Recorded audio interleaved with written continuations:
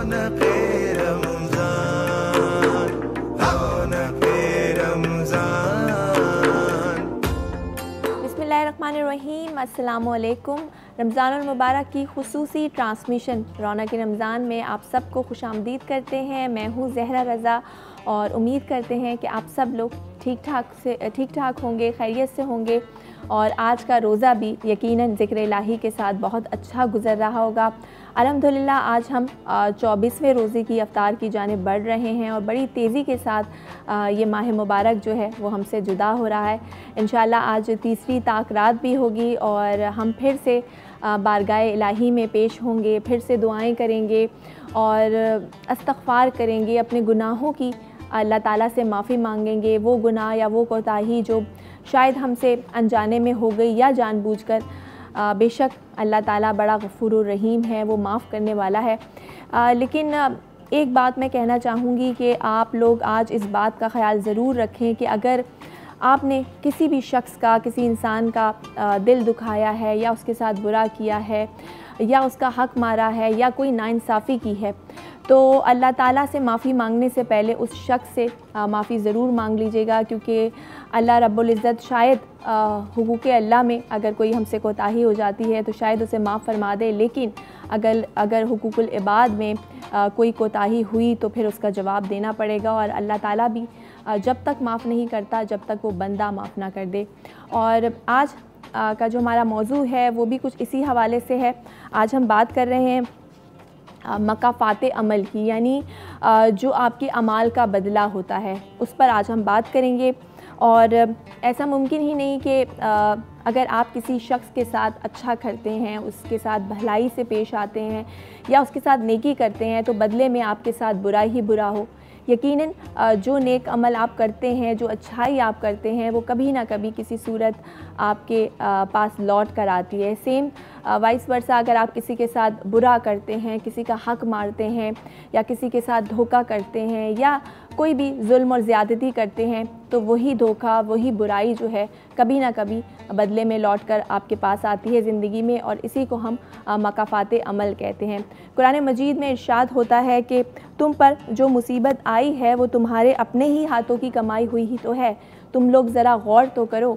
और एक और जगह इसी तरह इरशाद होता है कि ज़रा भर नेकी करोगे तो इसका फल पालोगे, और इसी तरह अगर ज़रा भर बुराई करोगे तो उसका नतीजा भी देख लोगे। तो ये जो अमाल हैं हमारे, और अगर हमें दुनिया में ही उसका नतीजा नज़र आ जाए तो इसी को हम मकाफ़ाते अमल कहते हैं। आज इस पे डिटेल से गुफ्तगू करेंगे कि दीन में और अहादीस की रोशनी में और कुरान मजीद की रोशनी में क्या हुक्म मिलता है। इस हवाले से उलमाए कराम हमारे साथ मौजूद होंगे, लेकिन अभी वक्त हुआ है हमारे segment Aftar around the world का, और इस सेगमेंट में हमारे साथ आज मौजूद हैं chef Rizwan from beach luxury hotel.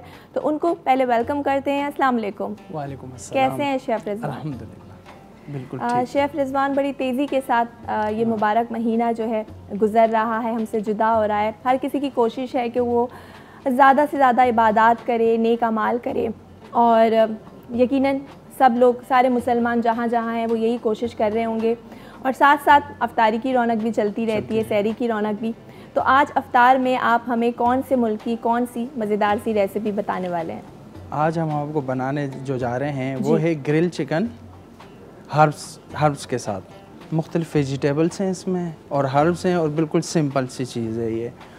और ग्रिल चिकन विद हर्ब्स, ठीक। जी हाँ, तो सिंपल सी चीज़ है। हाँ, तो शेफ़ इसके लिए कौन कौन से इंग्रेडिएंट्स जो हैं वो आज हम इस्तेमाल करेंगे? इसके अलावा हमारे पास जो है एलपी सॉस, और हमारे पास गार्लिक है, ऑनियन है, मस्टर्ड पेस्ट है हमारे पास, और हर्ब्स हैं, ड्राई हर्ब्स हैं हमारे पास, लीक सेलरी, और वेजिटेबल्स हैं हमारे पास बॉईल किए हुए हैं। उसको हम टांस करके इसके साथ हम साइड लाइन देंगे इसको।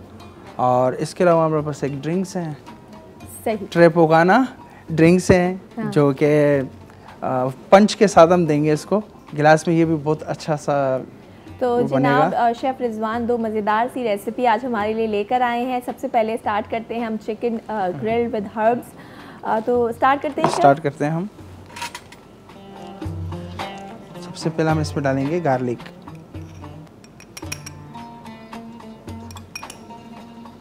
गार्लिक हमने डाला तकरीबन कोई 1 चम्मच। और यह है एलपी सॉस। एलपी सॉस हम अच्छा शेफ, ये एलपी सॉस क्या होता है? मैं एलपी सॉस ली प्रिंट सॉस इसका नाम होता है और शॉर्टकट में इसको हम बोलते हैं एलपी सॉस। अच्छा, ली प्रिंट सॉस। ली प्रिंट सॉस, ये एयरप्रिंट सॉस है। और ये किस चीज़ से बना हुआ है? ये भी मुख्तलिफ जो है ना फ्रूट्स वगैरह हैं इसमें, फ़िश हैं और मार्केट बहुत में सारे- इजीली अवेलेबल हाँ, है? ठीक। मार्केट में है। तो जनाब सबसे पहले हमने लिया गार्लिक, गार्लिक, और एलपी सॉस, गार्लिक के बाद हमने उसमें एलपी सॉस एलपी सॉस, ली है। फिर हम इसमें हर्ब्स डालेंगे, थाइम, ओरिगानो जो आपके पास सही। मौजूद है। इसमें हम साल्ट का इस्तेमाल करेंगे, नमक हस्बे ज़रूरत। जी। इसमें ये लीक सेलरी, ये भी एक वेजिटेबल है, लीक सेलरी, ये हम इस्तेमाल करेंगे। फिर इसमें हम डालेंगे मस्टर्ड पेस्ट सही। 1 चम्मच। इसको अच्छी तरीके से मिक्स करेंगे।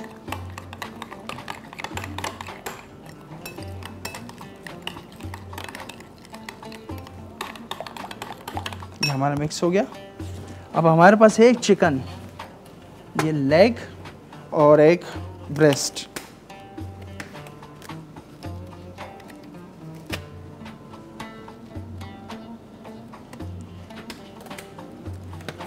इसको अच्छी तरीके से मिक्स करेंगे। ये देखें, ये ब्रेस्ट है हमारे पास इस तरीके का पीटा हुआ, सही। इसको हम करेंगे। और ये लेग, और ये बहुत बारीक बारीक सा पीटा हुआ है इसको हमने। बारीक सा स्लाइस बना हुआ कोई है हड्डी ताकि- वगैरह नहीं है इसके अंदर, सिर्फ एक टॉप साइड पे। सही। तो एक लेग हमने लिया है और एक चेस्ट Breast। सही। इसको हम अच्छी तरीके से मिक्स करेंगे। मिक्स करने के बाद तकरीबन कोई हम आधा घंटे तक इसको रेस्ट के लिए हम रख देते हैं, लेकिन हमारे पास टाइम नहीं है तो हम 5 से 10 मिनट रख सकते हैं। वैसे इसको जितना रखा जाए ज़्यादा तो उतना बेहतर है। ठीक है।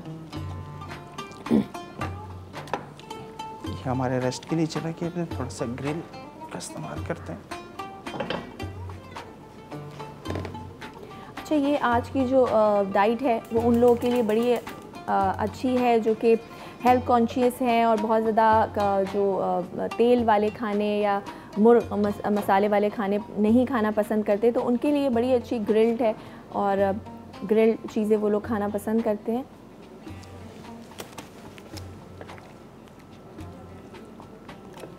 डालडा कुकिंग ऑयल का इस्तेमाल करेंगे इसमें। और बहुत ही हल्का सा हम इस पे ऑयल डालेंगे। जी हाँ। जी, है ना शेफ रिजवान? जी बिल्कुल, हल्का सा।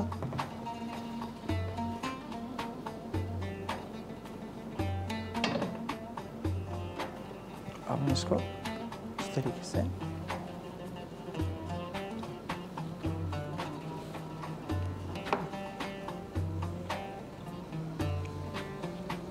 ग्रिल होने के लिए हम छोड़ देंगे इसको। सही। तो हमने जो चिकन मैरिनेट की थी उसको ग्रिल पैन पे रख दी है और वो ग्रिल हो रही है। बड़ी आसान सी रेसिपी है, बहुत ज़्यादा चीज़ें हमने नहीं ली हैं। सिंपल हमने चिकन के पीसेस लिए थे, 2 फिले लिए थे और फिर उसके लिए सॉस बनाई। और सॉस में क्या क्या चीज़ें हमने इस्तेमाल की हैं वो भी मैं आपको एक बार फिर बता देती हूँ। हमने मस्टर्ड पेस्ट का इस्तेमाल किया है, गार्लिक का इस्तेमाल किया है और हमने एलपी सॉस का इस्तेमाल किया है। उसके अलावा सॉल्ट एंड पेपर हमने इस्तेमाल किया है। ये सारी चीज़ें हमने मिक्स करके फिर अपने जो चिकन थी उसको मैरिनेट करके उसके बाद उसको फ्राई कर रहे हैं। फ्राई नहीं कर रहे, ग्रिल कर रहे हैं। और मैरिनेट हमने तकरीबन कोई 3-4 मिनट के लिए किया है, लेकिन आप लोग जो है वो आधा घंटा या 1 घंटा जितना आपके पास टाइम है रख सकते हैं, क्योंकि जितना आप ज़्यादा मैरिनेट करेंगे वो ज़रा जूसी और मज़ेदार सा चिकन जो है वो बनेगा।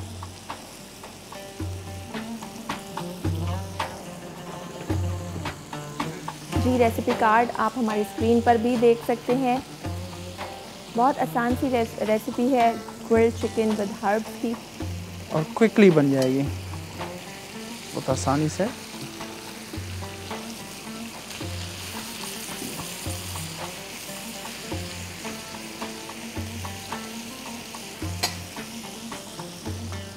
इसी के साथ इसका हम सॉस भी बना लेते हैं। अच्छा शेफ़ रिजवान, एक सॉस वो होता है जो हम मैरिनेशन के लिए बनाते हैं, जिसमें उसको डिप करके रखते हैं, और एक जो पकने के बाद हम पकने के बाद, ये कोई सॉस नहीं है, ये सिर्फ डीप करने के लिए है, थोड़ा सा जायका मज़ीद देने के लिए बस, और कुछ तो ज़्यादा नहीं है। ठीक। तो जब तक हमारी चिकन ग्रिल हो रही है, हम एक साइड पर इसका सॉस बनाने लगे हैं। और शेफ़, सॉस बनाने के लिए हम क्या क्या चीज़ें लेंगे? सॉस बनाने के लिए हम बटर का इस्तेमाल करेंगे। ठीक है। बस इससे ज़्यादा, तकरीबन कोई 1 खाने का चम्मच।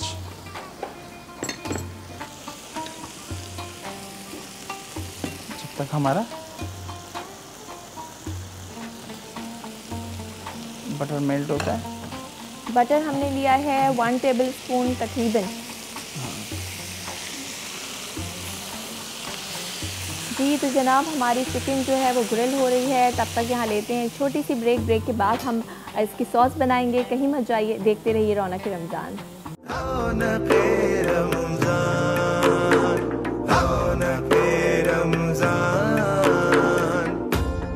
रौनक रमज़ान में आप सबको फिर से खुशामदीद कहते हैं। शेफ़ रिजवान हमारे साथ मौजूद हैं फ्रॉम बीच लग्जरी होटल, और बड़ी मज़ेदार सी ग्रिल्ड चिकन हमारी जो है वो तैयार हो रही है। और तकरीबन जो है शेफ़, ये तकरीबन रेडी हो गई है। ये ग्रिल चिकन हमारी हो गई तकरीबन रेडी, और इसको हमने करना है साइड पे। अब हम इसका थोड़ा सा सॉस का देखेंगे। जो हर्ब हमने साइड लाइन दिया ना जी, ग्रिल चिकन हर्ब, तो वो हर्ब बनाते हैं हम। सही, यानी ग्रिल हमारी चिकन जो है वो ग्रिल्ड हो चुकी है, और अब हम बनाने जा रहे हैं इसका सॉस, जिसमें हम हर्ब्स का इस्तेमाल करेंगे। जी शेफ़, मैं चाहूँगी आप स्टार्टिंग से बता दें, सबसे पहले आपने क्या मिलाया इसमें? सबसे पहला हमने इसमें डाला बटर, बटर के बाद ऑनियन। बटर हमने कितने टेबलस्पून लिया? तकरीबन कोई 2 चिकन है तो तकरीबन कोई हमने 3 से 4 टेबल स्पून। सही, 3 से 4 टेबलस्पून हमने बटर डाला है। उसके बाद हम गार्लिक का इस्तेमाल करेंगे, तकरीबन कोई 1 टीस्पून। सही। शेफ़, हमने इसमें अनियन का भी इस्तेमाल किया? जी, इसमें और भी कोई चीज़ डाली है? जी हाँ, इसमें हमने ऑनियन डाला, हाँ, और गार्लिक और बटर। सही। ये 3 चीज़ें हो गई। अब हम इसमें डालेंगे लीक सेलरी, ये भी एक वेजिटेबल है जी। ये भी तकरीबन 1 टीस्पून।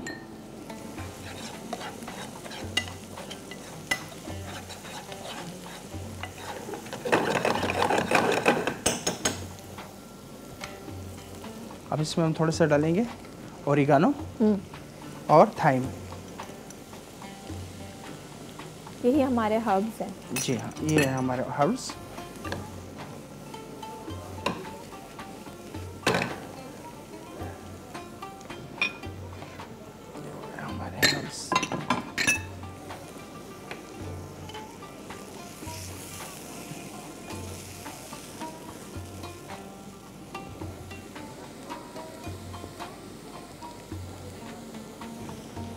गला ऐसा कि चम्मच से भी टूट रहा है। सही। और बहुत ही हमने थिन स्लाइसेस जो हैं वो चिकन के लिए थे, ताकि ये आसानी से गल जाए, और बड़ी जल्दी ये गल भी गई और बन भी गई। बहुत आसान रेसिपी है, आप लोग भी ज़रूर इसको इफ्तार पे ट्राई कर सकते हैं। ये करके हमने इसमें थोड़ा सा हस्बे ज़रूरत साल्ट का इस्तेमाल करिए। ठीक। और ये हमारा सॉस तैयार है। ये हम इसके अंदर, अच्छा, ये हम इसके ऊपर हाँ, ये डालेंगे। डिप कर देंगे। सही। ये जूसी, बहुत मज़ेदार सी खुशबू आ रही है जो हर्ब्स का हमने इस्तेमाल किया है। अब इसके साथ हम थोड़ा सा कर देंगे वेजिटेबल का इस्तेमाल। अच्छा, चिकन हो साइड लाइन ना हो ऐसे तो हो हाँ, ही नहीं साइड लाइन सकता। वेजिटेबल का तो और साइड लाइन। वेजिटेबल्स बहुत ही हेल्दी होती हैं। कुछ लोग राइस भी खाना पसंद जी करते हाँ। हैं, तो आप बॉयल राइस भी रख सकते हैं, लेकिन वेजिटेबल्स हो तो ज़्यादा अच्छा है। ये हमने, अब हम वेजिटेबल्स जो हैं वो सौते करेंगे इसमें, तो उसके लिए भी हमने बटर का इस्तेमाल ही किया है।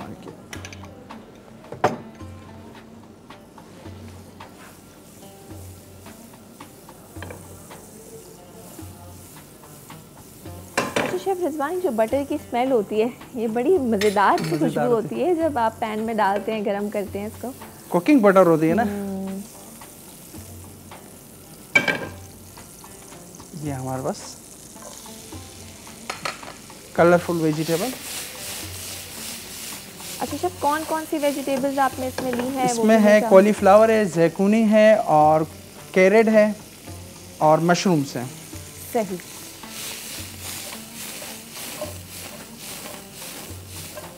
देखिए कैसे कलरफुल आ रहा है।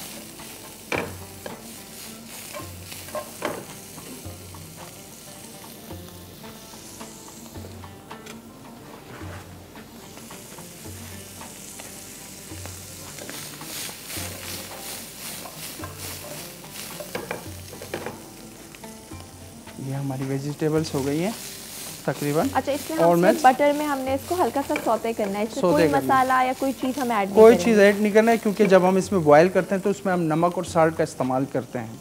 ठीक है, ठीक है। तो यानी ये जो वेजिटेबल्स हैं इनको पहले आपको बॉयल करना है। बॉयल करना है, बॉयल करके टाँच देके हल्का सा देके किससे बेहतरीन कलर आ रहा है। अब यही कलर पे हम इसको सही जी, ये मज़ेदार सी हमारी ग्रिल चिकन विद हर्ब्स जो है वो तैयार हो चुकी है। वेजिटेबल्स भी हमने इसको एज ए साइड लाइन हमने इसको रखा है। ठीक है, ये हो गई है हमारी तैयार। अब हम चलेंगे ड्रिंक की तरफ। सही। शेफ़ रिजवान, इससे पहले हम ड्रिंक की तरफ जाएं, मैं चाहूँगी कि ये बड़ी आसान सी रेसिपी है और बहुत सारे नाज़रीन ऐसे होंगे जिन्होंने अभी अभी हमें ज्वाइन किया होगा, तो एक बार फिर से इसकी रेसिपी और इसके बनाने का तरीका भी बता दें। सबसे पहले हमने इसमें लेना है तकरीबन, कार्ड भी इसका हमारी स्क्रीन पर चल रहा है। जी शेफ़ रिजवान। सबसे पहले हमने इसमें लेना है 2 चिकन, एक लेग और एक ब्रेस्ट। ठीक है, हमने ये लेना है तकरीबन कोई 200, 250 या 300 ग्राम का चिकन होता है, वो हमने लेना है। और इसके बाद हमने इसका मैरिनेट करना है मस्टर्ड सॉस, एलपी सॉस, नमक, ऑरिगानो के साथ हमने थोड़ा सा इसमें ऑयल भी डाल देना है और इसको अच्छी तरीके से मिक्स करके मैरिनेट करने के लिए। मैरिनेट करने के बाद तकरीबन कोई आधे से 1 घंटे तक हम इसको रख लें। हमारे पास टाइम कम था तो हमने 15 मिनट या 5 हमने इसको मैरिनेट किया। मैरिनेट करने के बाद हमने इसको फ्राई पैन में 5 मिनट तक ऑयल में पकाया। 5 मिनट यू टर्न और 5 मिनट वो टर्न। ऑयल का इस्तेमाल हमने, एक तो हमने पैन जो लिया था वो ग्रिल पैन लिया था और बहुत ही हमने उस पर हल्का सा ऑयल डालकर इसको ग्रिल किया है। ग्रिल करने के बाद साइड लाइन में हमने एक सॉस बनाया जो कि बहुत इजी सॉस था। उसमें ऑनियन, गार्लिक, ऑरिगानो, सॉल्ट, ये बटर के साथ हमने अच्छी तरीके से सोते करके ताकि इसको और मज़ीद मज़ेदार बनाया जा सके।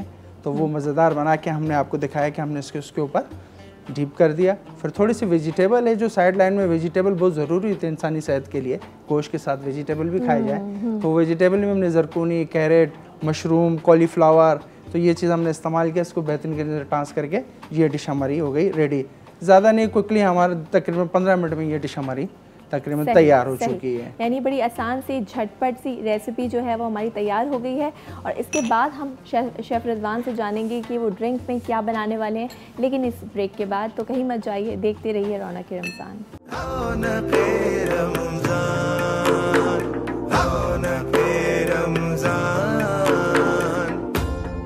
Welcome back. रौनक रमज़ान में आप सबको फिर से खुश आमदीद करते हैं और शेफ़ रिजवान हमारे साथ मौजूद हैं फ्रॉम बीच लग्जरी और बड़े मज़ेदार सी ग्रिल्ड चिकन विद हर्ब इन्होंने आज हमारे लिए रेसिपी लेकर आए थे और वो बन भी गई है।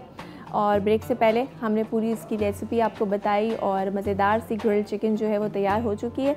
अच्छा शेफ़, जो दूसरी ड्रिंक है वो आप क्या बनाने वाले हैं आज? वो है ट्रोपिकाना ड्रिंक्स है, फ्रूट पंच।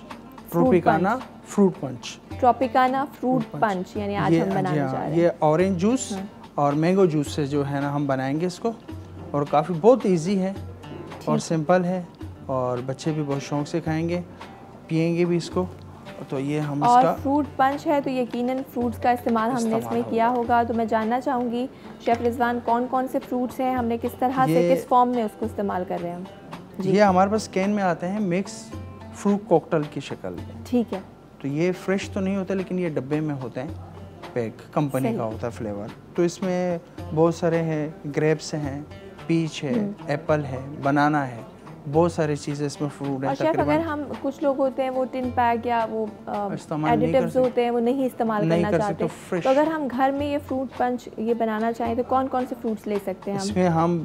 इसमें हम आराम से जो है ना एप्पल ले सकते हैं, वाटरमेलन है, स्वीट मेलन है, स्ट्रॉबेरी है जो कि सीज़न के फ्रूट हैं, वो बहुत मज़ा करते हैं इसमें, वो हम यूज़ कर सकते हैं। लेकिन मिंट का इस्तेमाल इसमें ज़रूरी है। ठीक है, तो जनाब आप लोग अगर चाहें तो फ्रूट्स जो मौसमी फ्रूट्स हैं वो आप लोग ले सकते हैं, जैसे कि शेफ़ रिजवान ने बताया कि जो भी मौसम के हैं, जैसे आजकल हम देखें तो तरबूज बहुत अच्छे आए हुए हैं, वाटरमेलन और मेलन खरबूजे बहुत अच्छे हैं मार्केट में, स्ट्रॉबेरीज़ हैं और बनाना का सीज़न तो पूरा साल रहता है और आप सेब का भी इस्तेमाल कर सकते हैं। तो थोड़ी थोड़ी क्वांटिटी सबकी लेकर उसको फिर आपको इस्तेमाल। अब हम ये पर जो है ना जी तकरीबन 1 गिलास हमने मैंगो जूस का इस्तेमाल करना है ताकि हम 2 गिलास बना सकें, और 1 ही गिलास हमने ऑरेंज जूस, मैंगो जूस और ऑरेंज जूस 1-1 गिलास ये हमने इस्तेमाल किया। इसके अलावा हम इसके शुगर इस्तेमाल करेंगे, जो ज़्यादा पीना है तो ज़्यादा इस्तेमाल करें, ज़्यादा मीठा जिसको चाहिए तो ज़्यादा मीठा ले लें और किसी को कम चाहिए तो कम इस्तेमाल करें। ठीक है, तो हम नॉर्मली यूज़ करेंगे इसको। सही। इसके अलावा हम इसमें डालेंगे मिंट्स, पुदीने के पत्ते, पुदीने के फ्रेश लीव्स जो हैं उसका हमने इस्तेमाल किया और है, लेमन जूस। ठीक है, तकरीबन 1 लेमन जूस, उसके जूस होगा बस। ठीक है, 1 लेमन आप ले सकते हैं। हाँ। और आइस, बर्फ़ तो बहुत ज़रूरी होता है।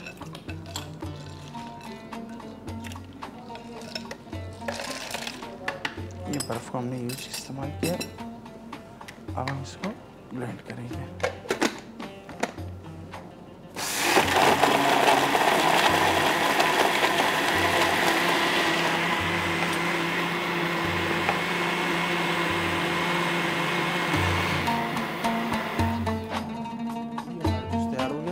इसके अंदर कॉकटेल इस्तेमाल करेंगे। सही, तो ये ट्रॉपिकाना फ्रूट बंच जो है वो तकरीबन हमारे पास तैयार हो रहा है। स्क्रीन पर हमारा रेसिपी कार्ड भी चल रहा है, आप लोग देख सकते हैं। मैं भी एक बार फिर से बता देती हूँ, इस फ्रूट बंच बनाने के लिए हमने लिया है ऑरेंज जूस, इसके साथ साथ लेमन जूस का हमने इस्तेमाल किया है और मैंगो जूस का भी इस्तेमाल किया है, और जो फ्रूट कॉकटेल है वो हमने इसमें इस्तेमाल किया है। आप चाहें तो आप खुद भी घर में जो मौसमी फ्रूट्स हैं वो लेकर उसको काट सकते हैं, चॉप कर सकते हैं और फिर बड़ी आसानी से ये फ्रूट पंच जो है वो तैयार हो जाएगा।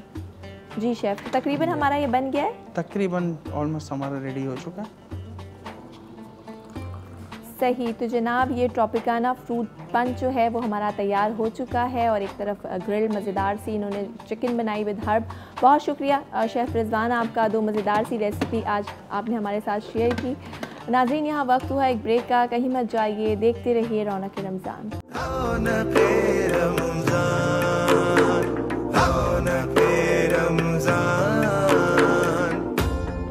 जी वेलकम बैक। रौनक रमज़ान में आप सबको फिर से खुशामदीद करते हैं और आज हम बात कर रहे हैं मकाफ़ात अमल के हवाले से, यानी जो आपके अमाल का बदला होता है उस हवाले से हम बात करेंगे। और ये भी कहा जाता है ना, ये मुहावरा है कि जो बोगे वो ही काटोगे और जैसी करनी वैसी भरनी, यानी आप अगर किसी के साथ अच्छाई करेंगे, किसी के साथ भलाई से पेश आएंगे, किसी के साथ नेकी करेंगे तो यकीनन वो नेकी और वो अच्छाई कभी ना कभी आपके पास लौट कर आती है। इसी तरह अगर आप किसी के साथ बुरा करते हैं, किसी का हक मारते हैं या किसी के साथ धोखा करते हैं, किसी के साथ जुल्म या ज़्यादती करते हैं, तो वो बुराई, वो धोखा और वो जुल्म भी कभी ना कभी किसी शक्ल में आपके पास लौट कर आता है और इसी को हम मकाफ़ात अमल कहते हैं। आज जानेंगे अपने उलमाए कराम से कि दीन में, कुरान मजीद में और अहादीस में इसके लिए क्या हुक्म मिलता है, क्योंकि कुरान मजीद में भी इरशाद होता है कि तुम पर जो मुसीबत आती है वो तुम्हारे ख़ुद की कमाई हुई है, तुम लोग ज़रा इस पर गौर तो करो। लेकिन बस बात यह है कि हम लोग गौर व फिक्र नहीं करते और अक्सर हम अपने ऊपर जो मुसीबत आती हैं हम उनको आजमाइश समझ लेते हैं। तो इस हवाले से डिटेल में बात करेंगे मुफ्ती इरशाद हुसैन सईदी साहब हमारे साथ मौजूद हैं और उनके साथ साथ डॉक्टर सरवत अस्करी साहिबा भी हमारे साथ मौजूद हैं। रोज़ाना की तरह उनको शो पे खुश आमदीद करते हैं। अस्सलाम वालेकुम and welcome to the show. वालेकुम अस्सलाम रहमतुल्लाहि व बरकातहू। कैसे हैं आप दोनों? अल्हम्दुलिल्लाह। सही। अच्छा, बड़ी तेज़ी के साथ जो है रमज़ान करीम जो है वो हमसे जुदा हो रहा है। आखिरी अशरे में हम शामिल हो चुके हैं, दाखिल हो चुके हैं और आज अल्हम्दुलिल्लाह 24वां जो है 24वीं अफ्तार भी हमने कर ली है। तो मुफ्ती साहब, कोशिश हमारी यही होती है कि ऐसे मौजू हम सेलेक्ट करें कि जिससे मेरी और जो देखने वाले हैं उन लोग की इस्लाह हो। तो आज भी हमने एक ऐसा ही टॉपिक सेलेक्ट किया है, मकाफ़ात अमल। मैं चाहूँगी कि आप बताइए कि मकाफ़ात अमल को डिटेल में कि इससे क्या मुराद है और कुरान मजीद में और अहादीस में क्या हुक्म मिलता है इसके हवाले से। हाँ, मुकाफ़ात अमल अगर हम इसको पहले लुग़वी माना के एतबार से देखें और फिर शरई लिहाज से इस पर गौर करते हैं।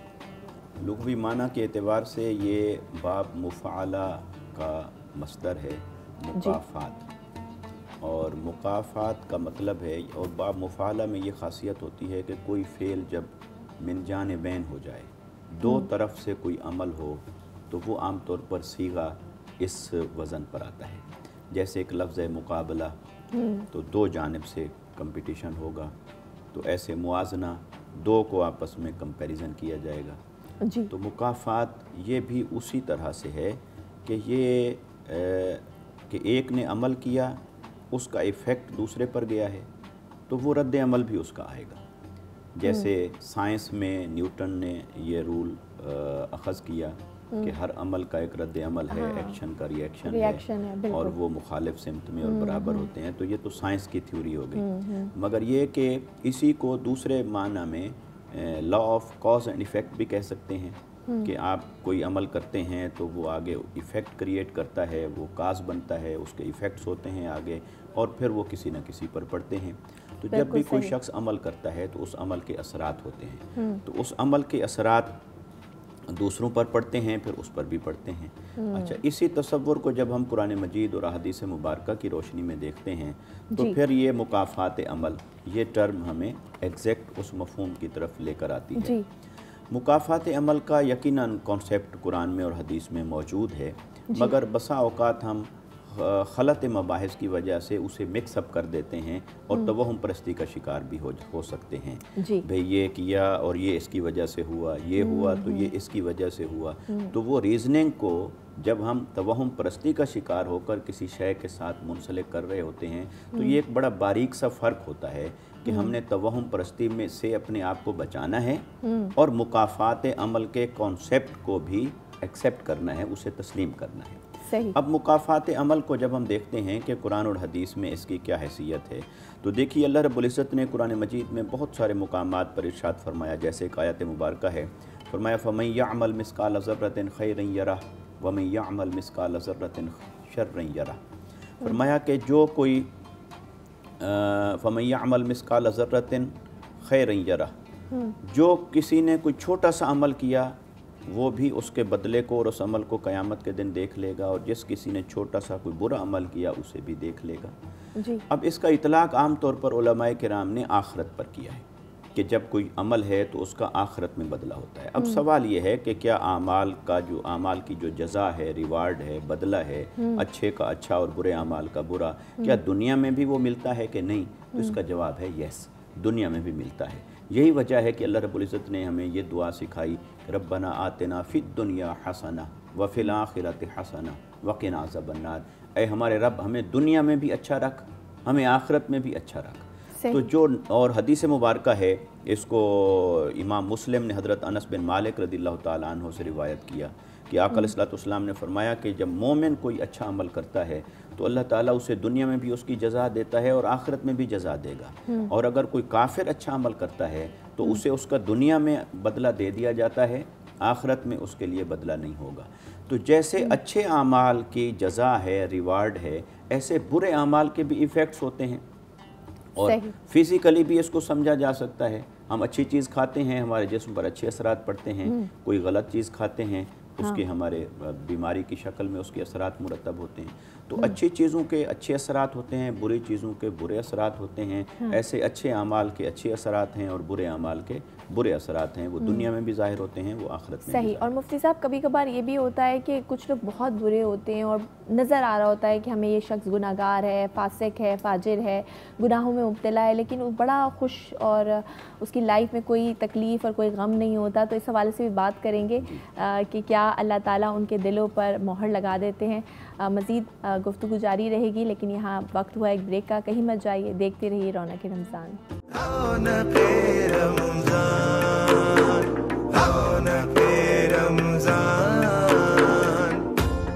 रौनक रमज़ान में आप सबको फिर से खुशामदीद करते हैं। बात कर रहे हैं आज मकाफ़ात अमल के हवाले से और उलमाए कराम हमारे साथ मौजूद हैं। डॉक्टर सरवत अस्करी साहिबा, ब्रेक पे जाने से पहले जैसे मैंने सवाल करना चाह रही थी, लेकिन हमें ब्रेक लेना पड़ा कि अक्सर हम देखते हैं कि एक शख्स है या बहुत सारे ऐसे हमारे इर्द गिर्द इंसान हैं जो कि हमें नज़र आ रहे हैं कि वो बुराइयों में मुब्तला हैं, वो झूठ भी बोल रहे हैं, वो फ़रेब भी कर रहे हैं, वो शराबें भी पी रहे हैं, लेकिन उनकी जो लाइफ है वो तकलीफ़ों से बिल्कुल दूर है और बहुत आसान लाइफ है और खुश व खुर्रम ज़िंदगी गुजार रहे हैं। तो ये क्या मामला है?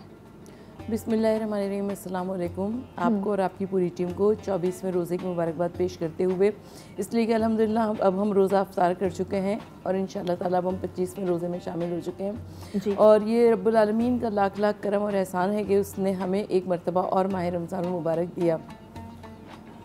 आपका सवाल बड़ा तवज्जो तलब है, इसलिए कि बहुत सारी मरतबा हम बहुत सारे लोग बावजूद इसके कि बड़े गुनाहगार नज़र आते हैं, लेकिन इसके बावजूद उनकी दुनियावी हालात अच्छे नज़र आते हैं जी। तो सबसे पहली बात तो ये कि इंसान को हर चीज़ का सिला दुनिया में ही नहीं मिलेगा, कुछ चीज़ों का सिला आखिरत में भी मिलेगा। बेशक। अगर दुनिया में ही हर चीज़ का सिला मिल जाता तो फिर अल्लाह ताला आखिरत के लिए क्या रखता। तो बहुत सारे ऐसे लोग होते हैं जो कि ज़ाहिर बज़ाहिर बड़ी अच्छी गुनाहों में गिरफ़्तार होते हैं, लेकिन उसके बावजूद बड़ी अच्छी ज़िंदगी गुजार रहे होते हैं। उसके अलावा बहुत सारे लोग ऐसे होते हैं कि जो कि बहुत तक़वे और परहेज़गारी वाले होते हैं, लेकिन दुनिया में बहुत मुश्किल ज़िंदगी गुजार रहे होते हैं। तो ये यकीनन अल्लाह रब्बुल इज़्ज़त की जानिब से एक इस तरह का क्राइटेरिया है इंसान के लिए कि इंसान इस दुनिया को ही सब कुछ ना समझ ले। अगर ऐसा होता कि अच्छे का सिला यहाँ पर सब कुछ अच्छा मिलता और बुरे का सिला यहाँ पर सब कुछ बुरा मिलता तो इंसान सब कुछ उसको दुनिया को वैसे ही गुजारता, लेकिन क्योंकि दुनिया मज़राए आखिरत है, दुनिया कायम रह जाने वाली नेकी है, तो जब मज़राए आखिरत और कायम रह जाने वाली नेकी बाक़ियात सालिहात हमने इस दुनिया को करार दिया, तो अब इस दुनिया में किए जाने वाले आमाल का सिला, बहुत सारे आमाल का सिला हमको आखिरत में भी मिलेगा। इमाम हसन मुश्तबा अलैहिस्सलाम एक मरतबा एक मदीने की एक शाहराह से गुज़र रहे थे और एक यहूदी ने आगे बढ़कर उनके लजाम फ़र्श पर हाथ डाल दिया। अच्छा, सबके अज़ान फ़िक्र में मौजूद है कि अरब की रस्म व रवाज में लजाम फ़र्श पर हाथ डालना बेअदबी समझी जाती थी। तो यहूदी से पूछा इमाम हसन मुश्तबा ने कि आखिर तूने ऐसी जसारत क्यों की? उसने कहा कि आपके जद्द नामदार रसूल खुदा सल्लल्लाहु अलैहि वसल्लम ने फरमाया है कि मोमिन के लिए दुनिया जहन्नुम है और काफिर के लिए जन्नत है। तो अपने अक़ीदे के लिहाज से आप मोमिन हैं और मैं काफिर हूँ और आपके पास तमाम तर नेमतें मौजूद हैं, आप नफीस उम्दा पोशाक पहने हुए हैं, आप सवारी के जानवर पर बैठे हुए हैं, आपके दस्तरखान इमाम हसन मुश्तबा की शोहरत दूर दूर तक है और मैं मुश्किलात में गिरफ़्तार हूँ। तो मौला इमाम हसन मुश्तबा अलैहिस्सलाम ने कहा कि तुम्हें आखिरत की बारे में नहीं पता। अगर तुमको आखिरत के, अगर तुम हमारे लिए जो कुछ जन्नत में नेमतें रखी हुई हैं तुम उनको देख लो तो कहो कि दुनिया में जहन्नुम जैसी ज़िंदगी गुजार रहे थे और तुम्हें मालूम ही नहीं कि तुम्हें जहन्नुम में भी कौन सा अजाब मिलेगा। अगर तुम उस अजाब को देख लो तुम कहो कि मैं तो इस दुनिया में जन्नत की ज़िंदगी गुजार रहा हूँ। तो ये दुनिया बाक़ियातुस सालिहात है, हमको यहाँ पर जो भी हम अमल करते हैं हमको उसका सिला आखिरत में इंशाल्लाह ज़रूर मिलेगा। बिल्कुल। और सरवर साहिबा, जो लोग नेकी के रास्ते पर चलते हैं तो वो रास्ता इतना आसान नहीं है, उसमें मुश्किलें भी होती हैं, तकलीफ़ें भी होती हैं और जो मुत्तकी और परहेज़गार होते हैं तो उनके साथ हमेशा हम देखते हैं कि आजमाइश होती है। हमारे सामने रसूल करीम सल्लल्लाहु अलैहि वसल्लम की ज़ात अक़दस है और जितने भी आइमा हमारे जो इमाम हैं उन्होंने भी सारी ज़िंदगी तकलीफ़ों में गुजारी। तो आजमाइश और ये जो अज़ाब में क्या फ़र्क है इस हवाले से भी बात करेंगे, लेकिन यहाँ वक्त हुआ एक ब्रेक का। कहीं मत जाइए, देखते रहिए रौनक रमज़ान।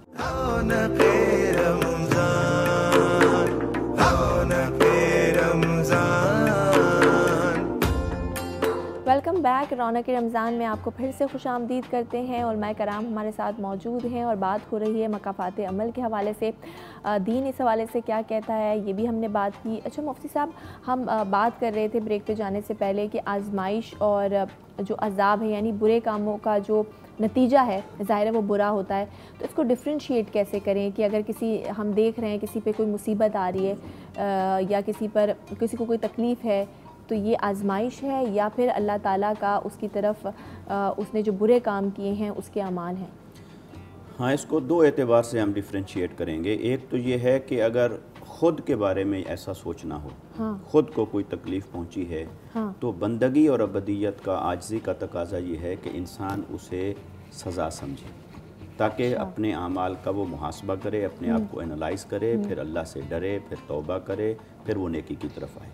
लेकिन अगर वही किसी दूसरे मोमिन मुसलमान के बारे में तकलीफ़ में मुब्तला उसे देखा है, तो उस पर हमें हुस्न ज़न रखना है कि भी इसको अल्लाह ने कोई आजमाइश में डाला है और इन तकलीफ़ों के बदले में इसके लिए अल्लाह ने कोई जज़ा रखी है। सही। तो अपने बारे में सोचें कि भी अल्लाह ने शायद नाराज़गी का इजहार फरमाया है, और दूसरे के बारे में ये सोचें कि इसको अल्लाह ने किसी आजमाइश में डाला है और इम्तिहान है। फिर एक है कि दूसरे के बारे में वहाँ आप सोचेंगे कि ये पनिशमेंट है जब वो या तो काफिर हो, मुशरिक हो, या फिर मुसलमान है मगर एलानिया फासिक है, जालिम है, दूसरों का हक मारता है, लोग के साथ ज़्यादती करता है, जुल्म करता है, नाइंसाफ़ी करता है, एलानिया तौर पर फासिक और फाजिर है, और उसके बुरे आमाल पूरी सोसाइटी और कौम के सामने आया हैं को जालिम है, कातिल है, फासिक है। तो वो जो एलानिया नाफरमान है अल्लाह और उसके रसूल का, वायलेंट है, तो लिहाजा उस पर जब कोई सज़ा आएगी तो इबरत हासिल करने के लिए उसे भी सज़ा समझा जाएगा, पनिशमेंट समझा जाएगा। वहाँ हुस्न ज़न नहीं रखेंगे, हुस्न ज़न रखेंगे किसी ऐसे मुसलमान शख्स के बारे में कि जो खुलेआम अल्लाह के अहकाम की, हुदूद की नाफरमानी नहीं करता है। सही। यूँ डिफ्रेंशिएट कर लेंगे। फिर एक और इसमें सोचने का अंदाज़ भी है कि ये जो बुरे अमाल होते हैं, बुरे अमाल के बुरे असरात ज़ाहिर होते हैं। बुरे अमाल इनफरादी तौर पर होते हैं तो उसके असरात भी फ़र्द पर पड़ेंगे, और अगर कोई कौम, कोई गिरोह, कोई मुआशरा बुरे अमाल में मुब्तला हो जाएगा तो उसके असरात भी पूरे मुआशरे को भुगतने पड़ते हैं, चाहे कि वो उसमें से कई ऐसे भी होंगे जो उसमें अच्छे होंगे, उसका इत्तेकाब करने वाले नहीं होंगे, अच्छे होंगे। ठीक है। मसलन हदीस मुबारक है, इसको इमाम मालिक ने अपनी मुअत्ता के अंदर नकल फरमाया, और ये रिवायत हज़रत अब्दुल्ला बिन अब्बास रज़ी अल्लाह ताला अन्हु से। आका अलैहिस्सलाम ने 4 गुनाहों का जिक्र फरमाया जो कोई कौम इन 4 गुनाहों में मुब्तला होती है तो ये इसके 4 असरात हैं जो मुकाफ़ात अमल के तौर पर उस मुआशरे के ऊपर ज़ाहिर होते हैं। तो उसमें सबसे पहली चीज़ को जिक्र फरमाया कि अगर कोई ख़यानत में मुब्तला होगी कौम, जैसे कि आज हम देखें अपने आप को मिन हैसुल कौम, छोटे से बड़े तक इल्ला माशाअल्लाह ख़यानत में मुब्तला हैं, तो फरमाया ख़यानत का ये इम्पेक्ट होगा, मुकाफ़ात अमल ये होगा कि उस कौम के दिलों के अंदर अल्लाह ताला रोब डाल देगा, खौफ डाल देगा, यानी उनमें बहादरी, शुजात, हक गोई, बेबाकी ये ख़त्म हो जाएगी, तो डर अल्लाह ताला डाल देगा। तो ये उसका इफ़ेक्ट है। इसी तरह फरमाया अगर कोई कौम ज़िना और बदकारी में मुब्तला हो जाएगी तो वहाँ पर अमवात बढ़ जाएंगी। और फिर इसी तरह फरमाया अगर कोई नापतोल में कमी के अंदर मुब्तला होगी कोई कौम या मुआशरा तो उनका रिस्क तंग हो जाएगा, उसकी मईशत तंग हो जाएगी। आज हम जिस मुआशी बहरान से गुज़र रहे हैं उसके पीछे इनफरादी तौर पर हमारे ये नापतोल में कमी और ख़यानत, और इज्तिमाई तौर पर जो हम नापतोल में कमी का इत्तिकाब कर रहे हैं उसका सबब है। और आखिरी चीज़ आका अलैहिस्सलाम ने फरमाई कि अगर कोई कौम नाहक फ़ैसले करती है, गलत फ़ैसले करती है, नाहक फ़ैसले करती है, उसका इम्पेक्ट ये है कि उस मुआशरे के अंदर कत्ल व गारत गरी बढ़ जाती है, उसके ऊपर दुश्मन मुसल्लत हो जाता है और उनके अंदर बरकत उठ जाती है, फिर वो इस तरह के इफ़ेक्ट्स के अंदर मुब्तला होते हैं। बिल्कुल सही। और मुफ्ती साहब अगर आज हम अपने मुल्क को देखें जिस तरह के हालात हैं वो इन्हीं सब की बायस हैं, यही वजूहात हैं कि हमारा माशरा जो है वो इतने लोग इतना बेरा रवी का शिकार हैं और फिर हमें उसी के कॉन्सिक्वेंसेस जो हैं हमें देखने को मिलते हैं। अच्छा सरवत अस्करी साहिबा, आज 25 की शब है, फिर से ताकरात है और हम सब लोग दुआएं करते हैं, ज़ाहिर है मग़फ़रत का अशरा है, निजात मांगेंगे, मग़फ़रत मांगेंगे, लेकिन हम एक चीज़ ये भूल जाते हैं कि हम अल्लाह ताला से अपने गुनाहों की तो माफ़ी मांग रहे हैं, लेकिन बहुत सारे गुनाह ऐसे हैं जैसे हमने किसी को किसी को हर्ट किया है या किसी का दिल दुखाया है या किसी को धोखा दिया है और उसकी वजह से उसकी आंख में एक आंसू भी आ गया है। कहते हैं ना कि जो मज़लूम की आह होती है वो अर्श को हिला देती है, और मज़लूम की आह पर यह भी कहा जाता है कि अल्लाह ताला का गज़ब जो है वो फ़ौरन नाजिल होता है, क्योंकि जुल्म की जब इंतहा हो जाती है तो अल्लाह ताला फिर कहार भी है, अल्लाह ताला जब्बार भी है। लेकिन हम ये चीज़ें भूल जाते हैं और हमें सिर्फ यही याद रहता है कि अल्लाह ताला गफ़ूरुर रहीम है। बेशक वो गफ़ूरुर रहीम है, हुकूक़ अल्लाह शायद वो माफ़ कर दे, लेकिन हुकूक़ुल इबाद में अगर कोई कोताही हुई तो वो क्या माफ़ कर देगा? मैं इस बात को, जो मुफ्ती साहब से आपने सवाल पूछा था, मैं उसी बात को आगे बढ़ाना चाहती हूँ। मौलाए कायनात शेर खुदा हज़रत अली इब्न अबी तालिब अलैहिस्सलाम से किसी ने यही सवाल पूछा कि हमारे ऊपर कभी मुश्किलात आती हैं, हम कैसे तसव्वुर करें कि इनमें से कौन सी मुश्किलात जो है वो हमारे लिए आजमाइश हैं और कौन सी मुश्किलात हमारे लिए इम्तिहान है। तो हज़रत अली शेर खुदा ने फरमाया, कहा कि जो मुश्किल तुम्हें अल्लाह से नज़दीक कर दे इसका मतलब ये है कि वो इम्तिहान है, और जो मुश्किल तुम्हें अल्लाह से दूर कर दे इसका मतलब ये है कि वो आजमाइश है और अल्लाह की जानिब से तुम्हारे लिए तंबी है। तो आपका सवाल बहुत गौर तलब है, इसलिए कि दुआए कुमैल में हम एक जुमला पढ़ते हैं कि परवरदिगार आलम मेरे उन गुनाहों को माफ़ फरमा देना जो कि दुआओं की कबूलियत में रुकावट है। यानी बहुत सारे ऐसे गुनाह हमारे होते हैं जो कि हम समझते यही है करने के बाद कि शायद हम भूल गए, दुनिया भी भूल गई, लेकिन दुनिया भूल जाए, हम उसको भूल जाए, लेकिन परवरदिगार आलम ज़रूर उसे याद रखता है। और रब्बुल आलमीन उसको कुछ इंसान को दे या ना दे, कम से कम उसकी दुआओं की कबूलियत में वो रुकावट ज़रूर बनते हैं। तो हमें अल्लाह ताला से हर वक्त ये दुआ करते रहना चाहिए कि परवरदिगार आलम हमारे उन गुनाहों को माफ़ फरमा दे कि जो हमारी दुआओं की कबूलियत में रुकावट है। और आपका जो सवाल था कि आज की शब के हवाले से, हाँ, कि अगर हम, ज़ाहिर है निजात का अश्रा है, सब लोग माफ़ी मांग रहे हैं, लेकिन अगर हमने किसी के साथ गलत किया है, किसी के साथ नाहक किया है, तो पहले आप उससे तो माफ़ी मांग लें, फिर अल्लाह ताला से भी मांग लें। देखिए, इस्तिग़फ़ार का तरीक़ा ही यही है, इस्तिग़फ़ार का तरीक़ा ही यही है। तौबा इस्तिग़फ़ार हमारे यहाँ कभी कभार उसको गलती से ही समझ लिया जाता है कि सिर्फ ज़बानी कलामी पढ़ने का मतलब ये है कि तौबा और इस्तिग़फ़ार है। इस्तिग़फ़ार का तरीक़ा ही यही है कि आपने जिसकी आबरू रेज़ी की है आप उससे माफ़ी मांगें या कोई ऐसा काम करें कि जो उसके लोगों की नज़रों में जो उसका इमेज आपने गिराने की कोशिश की है, चाहे अपनी ज़बान के ज़रिए, अपनी बातों के ज़रिए, आप उसके इमेज को, आप उसकी नफ़ी करें, कहें कि नहीं ये शख्स ऐसा नहीं, ऐसा था। और जब आप अपने तलाफ़ी करेंगे अपनी बातों से, तब परवरदिगार आलम आपके इस्तिग़फ़ार को कबूल भी फरमाएगा। सही सही। अच्छा मुफ्ती साहब, एक बहुत अहम सवाल जो मेरे दिमाग में अभी भी आया है वो ये कि हम मकाफ़ात अमल की बात करते हैं और हम कहते हैं ना कि ये बहुत सख्त है, अटल है। आज अगर किसी ने किसी के साथ बुरा किया है तो शायद आज नहीं, कभी बाद में उसके साथ बुरा हो। और ये भी कहा जाता है कि मकाफ़ात अमल जो है वो नस्ल दर नस्ल चलता रहता है, जबकि कुरान करीम में वाज़ेह तौर पे अल्लाह ताला इरशाद फरमाता है कि कोई जान किसी दूसरी जान का बोझ नहीं उठाएगी। तो वो ये एक मिसकंसेप्शन है, ये क्या है? मैं चाहूँगी कि इसको आप क्लेरिफाई कर दें कि अगर फॉर एग्ज़ाम्पल एक किसी के माँ बाप ने या किसी का बाप गुनाह करता है, वो गुनहगार है, तो क्या उसकी औलाद के आगे वो गुनाह आते हैं? ये तवहम परस्ती का एक हिस्सा है जी, कि अगर हम ये अकीदा रखें कि फ़र्ज़ करें वालिद ने कोई बुरा अमल किया था, हाँ, और उसकी सज़ा जो है उसकी औलाद को या उसकी औलाद की औलाद को मिल रही जी है। जी जी, एक है असबाब की दुनिया के तहत उसके नताइज और असरात उन तक पहुँचें, ऐसा तो हो सकता है। सही, असरात और नताइज तो पहुँच सकते हैं। फ़र्ज़ करें कि एक वालिद था, उसने किसी का हक मारा था, फौत हो गया, अब उन्होंने बदला लेने के लिए उसकी औलाद को कोई तकलीफ़ दी। सही, ये काज एंड इफ़ेक्ट दुनिया के एतबार से तो ऐसा हो सकता है, मगर वो जो उसकी औलाद को किसी ने उसके बाप का बदला समझकर तकलीफ़ पहुंचाई, अल्लाह की बारगाह में उसकी औलाद के लिए अलग से नामा अमाल है। अब अगर उन्होंने उसको रिएक्ट नहीं किया तो अल्लाह ताला उनको पहुंचने वाली उस तकलीफ़ की जज़ा देगा। यानी जैसे किसी भी मुसलमान ने, मैंने किसी को तकलीफ़ नहीं पहुंचाई और मुझे कोई तकलीफ़ पहुंचाता है किसी का बदला समझकर, और मैं उस पर सब्र करता हूं, तो अल्लाह ताला मुझे उसकी जज़ा देगा। और मैं उस पर रिएक्ट करता हूँ, तो जितना मेरे साथ बुरा किया गया है उतना बुराई करने की शरई तौर पर मुझे इजाज़त होती है, उतना उसको तकलीफ़ पहुँचाने की इजाज़त होती है। तो लिहाजा दुनियावी असबाब के तहत तो ऐसा हो सकता है कि आबाओ अजदाद के किए का भुगतना पड़े औलादों को, मगर अल्लाह की बारगाह में नहीं, अल्लाह की बारगाह में नहीं। अल्लाह ने वाज़े तौर पर फरमा दिया कि ला ताज़िरो वाज़िरतुन विज़रा उख़रा, कि कोई किसी का बोझ नहीं उठाएगा। लिहाजा वो जो औलाद को तकलीफ़ें पहुँची, अगर वो उसका सबब थे उनके वालिदैन या आबा अजदाद, तो अब इस तकलीफ़ के बदले में जो औलाद को पहुँची, अल्लाह ताला ये नहीं कि उसको बराबर सराबर कर देगा वालिदैन के साथ, बल्कि अल्लाह ताला इस औलाद को उसका अजर देगा, उसकी जज़ा अता फरमाएगा और इनके उसके बदले में गुनाहों को मुआफ़ फरमाएगा।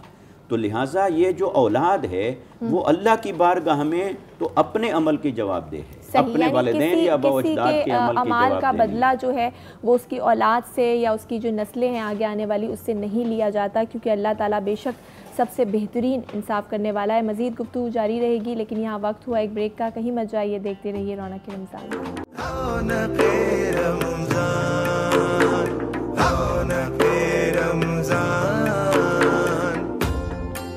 जी, रौनक रमज़ान में आप सबको फिर से खुश आमदीद कहते हैं और बात हो रही है आज मकाफ़ात अमल के हवाले से। उलमाए कराम भी हमारे साथ मौजूद हैं। बहुत सारे पहलू पे हमने बात की, मुफ्ती साहब और डॉक्टर सरवत अस्करी साहिबा। अच्छा, एक और सवाल मेरा ये है और वो ये कि जैसे हम मुसलमान की बात करते हैं कि एक मुसलमान अगर अच्छा काम कर रहा है, नेकी कर रहा है, तो ऑब्वियसली उसको आखिरत में भी उसके लिए जज़ा है और यहाँ दुनिया में भी उसको कहीं ना कहीं उस नेकी का फल ज़रूर मिलता है। इसी तरह अगर कोई बुरा करता है तो दुनिया में भी उसको ज़िल्लत मिलती है और आखिरत में भी ज़िल्लत मिलती है। लेकिन अगर एक नॉन मुस्लिम यानी गैर मुस्लिम इंसान है और वो लोगों के साथ बहुत अच्छाई कर रहा है, हुस्न सलूक से पेश आ रहा है, या ऐसे उसने काम किए हैं, कोई हॉस्पिटल बनवा दिया या किसी की कोई एजुकेशनल इंस्टीट्यूशन बना दिया, मतलब चैरिटी का काम कर रहा है, तो उसके लिए क्या जज़ा है? देखिए, अल्लाह रब्बुल इज़्ज़त का जो निज़ाम जज़ा है ना जी, वो बड़ा ही आदिलाना है। अगर कोई शख्स मोमिन है, मुसलमान है, अल्लाह पर, अल्लाह के रसूल सल्लल्लाहु अलैहि वसल्लम पर, आखिरी नबी पर, आखिरी किताब पर ईमान रखने वाला है, तो वो जब नेक अमल करता है तो उसकी जज़ा आखिरत में तो यकीनी है, लेकिन दुनिया में भी उसके लिए जज़ा है। और कभी ऐसा हो सकता है कि अल्लाह ताला उसे दुनिया में तकलीफ़ों में रखे, लेकिन आखिरत में जो उसकी जज़ा है वो यकीनी है हर हाल में। बेशक, ठीक है।